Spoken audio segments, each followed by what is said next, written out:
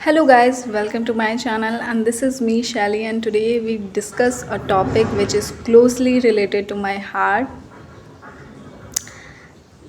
like universe वो देता है जो आप मांगते हो उसी एनर्जी के साथ उसी प्रोपोर्शन में जिस एनर्जी से आपने यूनिवर्स से मांगा है। सो स्टार्ट करते हैं आज का टॉपिक। कभी सोचा है कि बचपन में जब आप छोटे थे तो आप रोते थे, आप गिरते थे, आपका खिलौना कोई तोड़ देता था तो आप ज़ोर ज़ोर से रोते थे और रोकर अपने दर्द को एक्सप्रेस करते थे।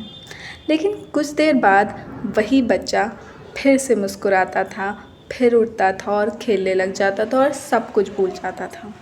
बचपन में जब हम रोते थे तो हम अपने दर्द को रोकर एक्सप्रेस कर देते थे, लेकिन दर्द को कभी अपने वर्थ से अटैच नहीं करते थे और शायद इसीलिए हम जल्दी हील कर जाते थे। हमारी एनर्जी बचपन में फियरलेस और अनडिस्टॉर्टेड होती थी। हम यूनिवर्स से खुलकर मांगते थे और शायद अनडाउटली खुलकर पाते भी थे। पर आज जब हम बड़े हो गए हैं और कोई हम सिचुएशन या कोई पर्सन, किसी का कोई बिहेवियर हमें हर्ट करता है, हमें इमोशनली कोई वाउंड देता है, चाहे वो कोई टॉक्सिक रिलेशनशिप हो, कोई बिट्रेयल हो, किसी का हार्श रिजेक्शन हो, जो भी हमें हर्ट करता है, हमें एक ट्रॉमा सा देता है, तो हमारी अंदर की एनर्जी धीरे धीरे कम होने लगती है। हमारा वर्थ का जो एहसास है, वर्दीनेस होने का एक एहसास है, वो धीरे धीरे कम होने लगता है और लोगों के वर्ड्स हमारे वर्थ को डायरेक्ट अटैक करते हैं और धीरे धीरे हमारा सेंस ऑफ नीड, हमारा एक्सपेक्टेशन खुद से, लोगों से, सिचुएशन से कम होता जाता है। साइकोलॉजी कहती है कि इंटेंशनली और अनइंटेंशनली जब भी आपको कोई इमोशनल हर्ट होता है तो धीरे धीरे आपकी जो नीड लेवल है, जो एक ज़रूरत का एहसास है, वो आप धीरे धीरे आपका कम होता है, धीरे धीरे गिरता जाता है और आप इमोशनली सर्वाइव करने के मोड में चले जाते हो, ना कि थ्राइव करने के मोड में। जस्ट बिकॉज़ आपको किसी ने इवैल्यूएट किया, आपके साथ किसी ने ऐसा व्यवहार किया या आपको तकलीफ़ दिया अपनी बातों से, आप खुद को, अपनी सिचुएशन को, अपने आप को उस बेसिस पे जज करते हो और आपका जो नीड लेवल है, आपका जो एक्सपेक्टेशंस है लोगों से, खुद से, आपका वो उतना ही रह जाता है।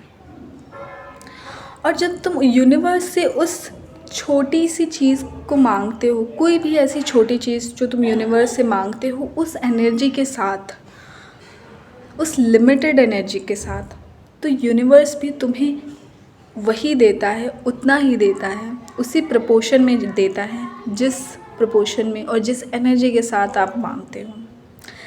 कहने का सिंपल सा मतलब ये है कि तो अगर आपने आपको खुद कम आंकना शुरू कर दिया, आपने खुद को कम समझना शुरू कर दिया, तो ज़िंदगी भी आपको उसी हिसाब से ट्रीट करती है।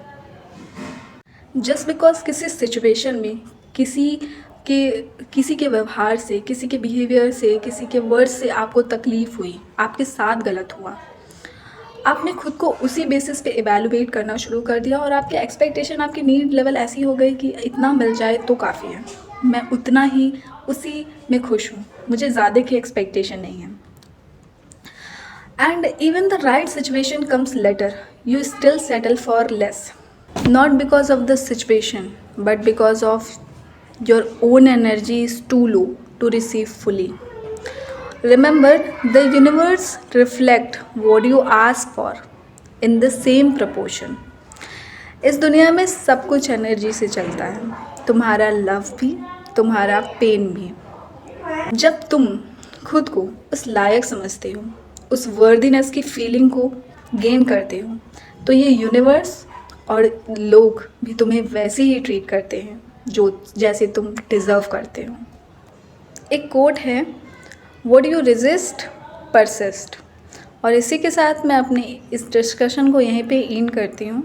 एक क्वेश्चन ये है आप लोगों के लिए कि अगर आपको लगता है कि हाँ आपने अपना जो स्टैंडर्ड है, जो डिज़र्वनीनेस का फीलिंग है, just because of situation, people और बिहेवियर और वर्ड्स, एनीथिंग, आपने उसको लो सेट कर रखा है. Think about it and do comment in the chat box.